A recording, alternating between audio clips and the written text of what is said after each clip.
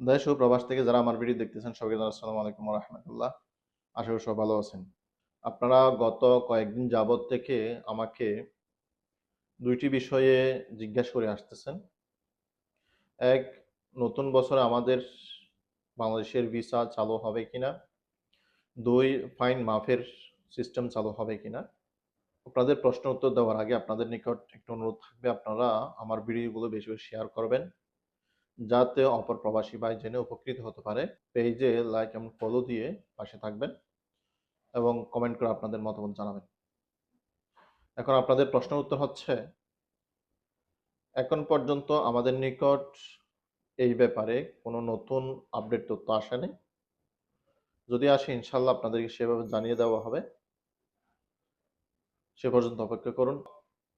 Visa খুলবে, final system চালু হবে, এ সমস্ত বিভ্রান্তিমূলক কথাবার্তা থেকে নিজেদেরকে বিরত রাখবেন।